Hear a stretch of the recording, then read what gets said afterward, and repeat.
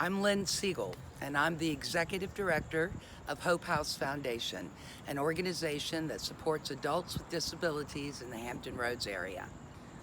Now, Lynne, we hear that you just received National Historic Recognitions Project's recognition of your contribution to the transformation of developmental disability in that field. Correct. So tell me, how has the field changed, not only in the past 20 years, but in the past 40 years since you began with Hope House Foundation? Well, tremendously in some respects and not so much in others. The actual progress that we've made since I started is people with disabilities overwhelmingly being afforded rights, whether it's through the American with Disabilities Act or Olmstead, where people were taken out of institutions. So many more opportunities for people with disabilities that did not exist when I started. On the other hand, we've been slow to make progress in terms of integrated education. So kids with disabilities are in classrooms with kids without disabilities. We also still rely on a congregate model in most of the country. That's group homes, vocational centers, day centers. Hope House kind of broke out of that 25 years ago, and we really thought the field would have moved a lot further by now. Mm-hmm. You travel around the country and around the world talking on these important subjects. What do the folks that invite you to speak, are they looking for information on sort of the daily functions, on policy, on sort of organizational aspects in the field? I think the predominant need of when I'm hired to come speak, and I do speak mostly about Hope House Foundation and our transformation from group homes to supporting people individually in their communities among everybody else. For some people, I think they're looking for inspiration. For some people, I think they're really looking for the how-tos. How did you do it? How can we change as well? Mm-hmm. And for others, I think they really want to understand our culture, how we develop leaders, our promotion from within policies, those kinds of things that really make the culture of Hope House Foundation. Mm-hmm.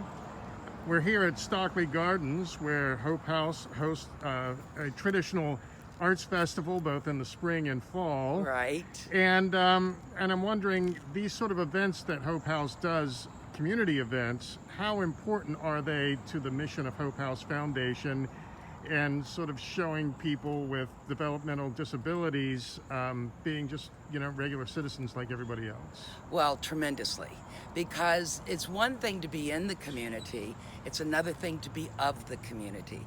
So events like Stockley Gardens Art Festival, Shamrocking in Ghent, Feather the Nest in Virginia Beach, partnering with Veer on the Music Awards, it brings an incredible awareness. It's not all about money. It's about an awareness that to be a whole community, everyone needs to be included. And that is not only beneficial for people with disabilities, but it's beneficial to the rest of us as well. Mm-hmm. We are, as you know, experiencing a global pandemic. Yes. And I'm wondering, from an operational standpoint, how does your staff that service the individuals within Hope House, how do they communicate the importance of washing hands and social distancing, especially when some of the clients, like Hollywood, are so active and at the coffee shop down at fairgrounds and that sort of thing? Well, in terms of washing hands and those kind of universal protections, we actually have always done that. I mean, that has been part of the training of our staff and the skill set that our staff implements, regardless, pandemic or not.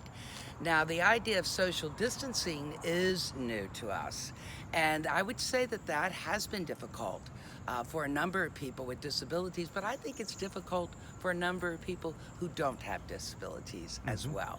We struggle with the lack of connection and touching and belonging with our group, and that's no different for people with disabilities. And what we do is what I do with my mother. Remind her, don't go out, please stay 6 feet apart, wear your mask. That's really our approach. Mm-hmm. What do you see the future as from this point on, once we get through the pandemic, for Hope House Foundation? and the, you know, the cause that you all champion and are really global leaders in. Well, I mean, I think we have a bright future, and pandemic or not. I feel like Hope House Foundation is a leader, not only nationally, but internationally, and I don't expect us to really stop pushing the envelope, figuring out new ways of doing things, whether it be assisted technology or how to connect with different groups through Facebook. In fact, the pandemic has allowed us to experiment a lot more with those kinds of things. So I do think that our future is bright, like I believe all of ours is bright, that we will get through this together, and we will be different from it, but I think better as well. Yep, very good. All right, Lynne Seagle, Executive Director of Hope House Foundation, thanks for talking to Vera Magazine today, and congratulations on your recognition for your work of the last 20 years. Thanks, Jeff.